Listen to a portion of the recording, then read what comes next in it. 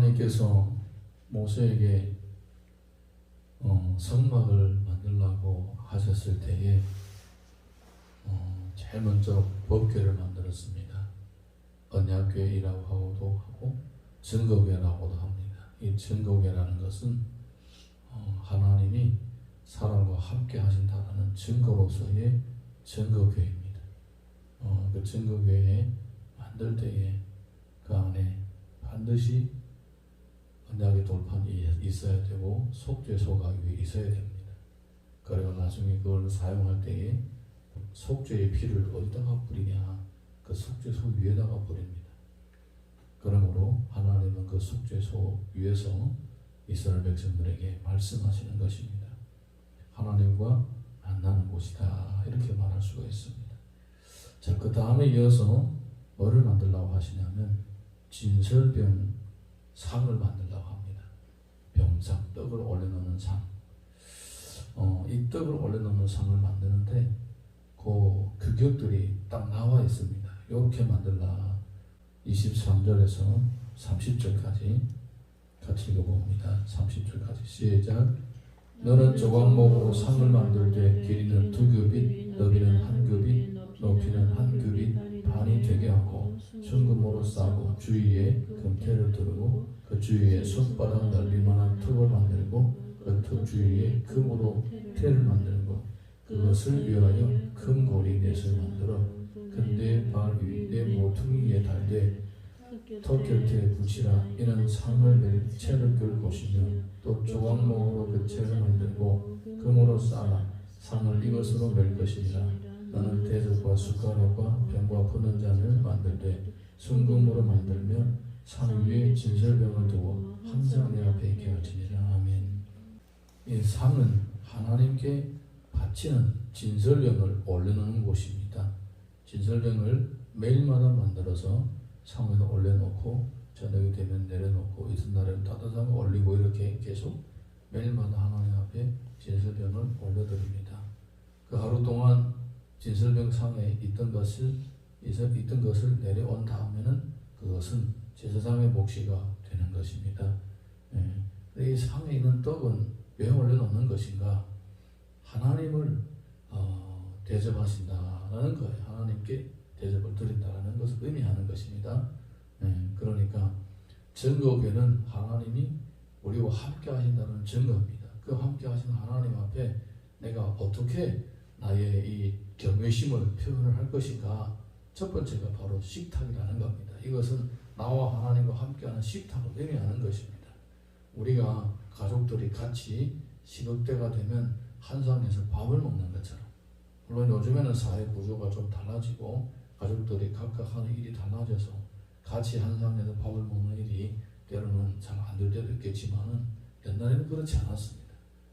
옛날뿐만 아니라 그냥 20년 전만 해도 그냥 가족들이 같이 먹는 것이 항상 볼 수 있는 일들이었습니다. 그래서 나와 하나님 함께 하신다는 것은 식탁으로 함께 하신다는 것을 의미하는 거예요. 첫 번째, 같이 먹는다, 같이 먹고 마신다.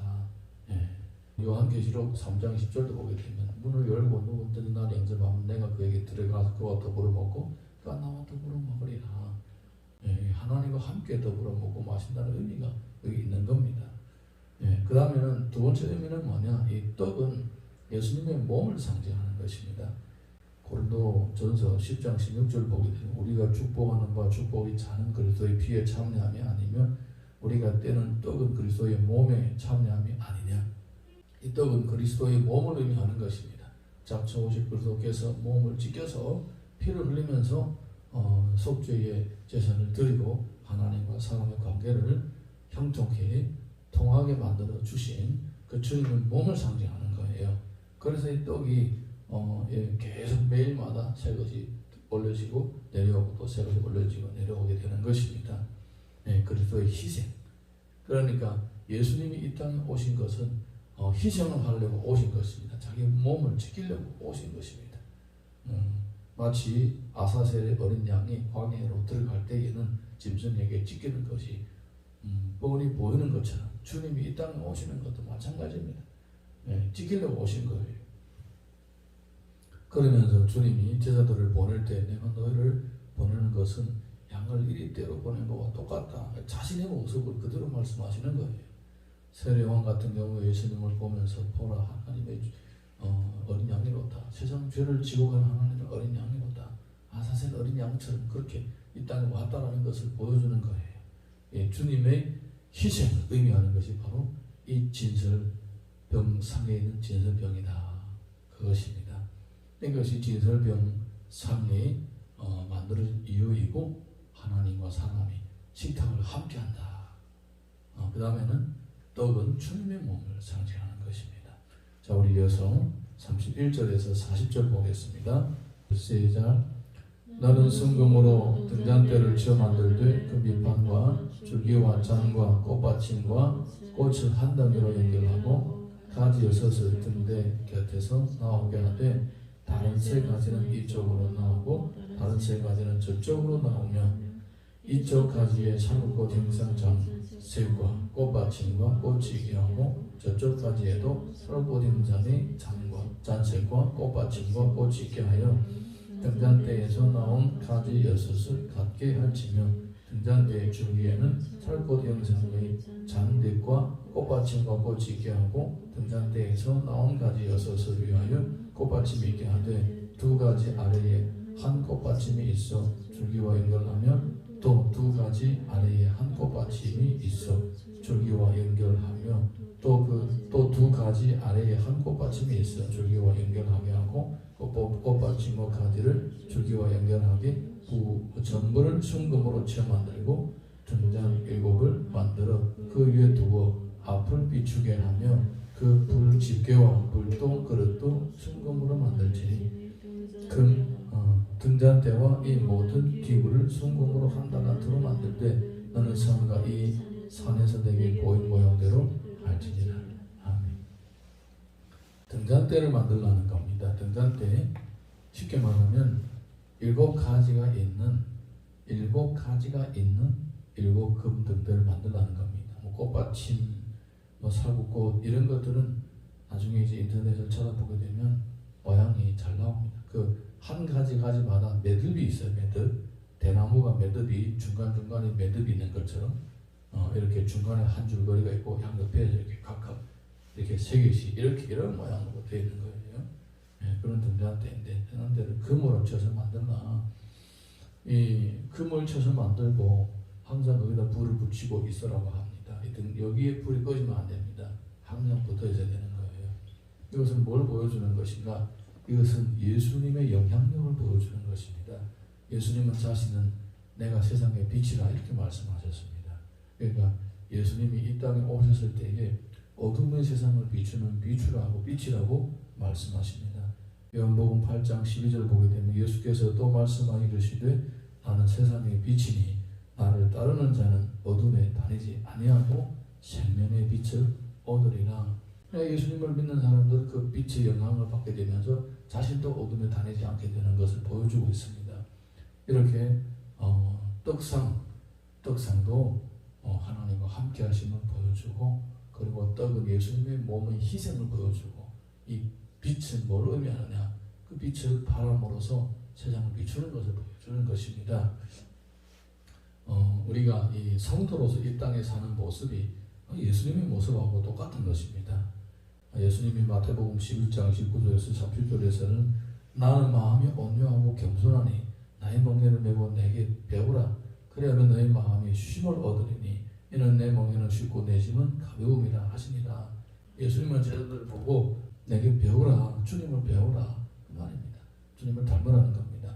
그러니까 주님이 떡상에 있는 떡이 되어서 자기 몸을 지켜서 희생하신 것처럼 우리도 희생을 하라는 거예요.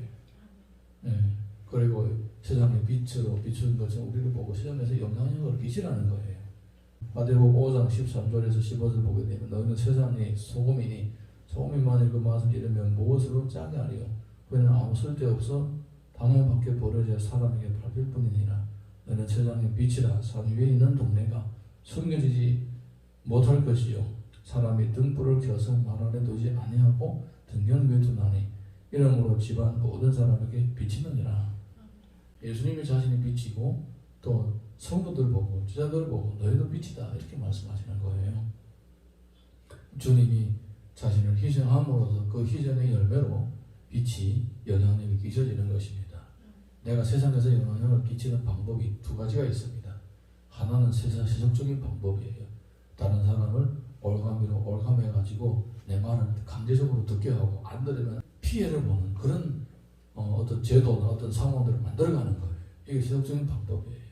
그런데 하나님 나라의 방법은 전혀 다릅니다. 하나님의 나라는 내가 영향력을 끼치는 방법은 뭐냐? 자신의 몸을 찢어서 희생함으로써 영향력을 끼치는 거예요. 네. 우리가 말씀을 실천한다는 것은 바로 이것을 실천하는 것을 의미하는 거예요. 예수님처럼 자신의 몸을 지키면서 희생하면서 영향력을 끼치는 것을 의미하는 거예요. 네. 우리 가만히 보면 진짜 누군가에게 가장 영향력을 많이 끼치는 거 바로 이런 방법이에요. 희생하면서 그 사람에게 선한 영향력을 끼치는 거예요. 내가 받은 영향도 가만히 따져보게 되면 다 그래요.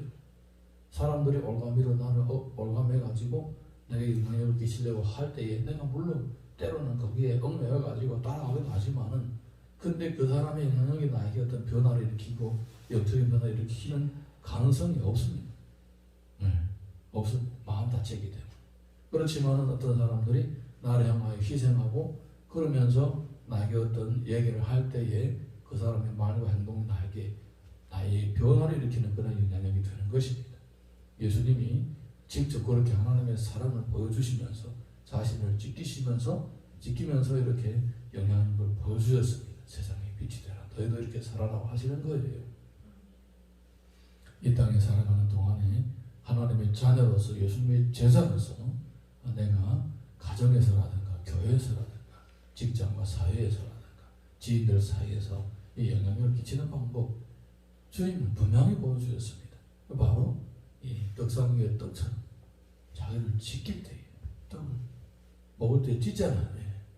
찢길 때에 그때 영향력이 나타나는 거예요. 그때에 빛이처럼 비추게 되는 것입니다. 주님이 그렇게 되신 것처럼 우리도 주님처럼 그 모습을 닮아가면서 떡상의 떡처럼 그리고 등잔의 빛이처럼 역할을 잘 감당함으로써 하나님께 영광이 되고 또 나도 그 주님이 떡상의 떡이 되고 빛이 되셨을 때에 체험했던 그것처럼 우리도 주님의 마음을 점점 더 알아갈 수 있기를 예수님 이름으로 축원합니다. 영향력이라는 꽃은 희생이라는 그러한 터전에서 아름답게 피게 되는 것입니다. 이 시간 우리가 기도할 때에 예수님의 희생을 이런 진설병상과 진설병을 통하여 배우게 하여 주시고 등잔대처럼 이렇게 빛을 발하는 선한 영향력을 끼치는 나의 삶이 되게 하여 주옵소서. 우리 자신을 위해 기도하고 교회와 가족들과 지역사회와 나라와 민족과 열방을 위해서도 기도합니다.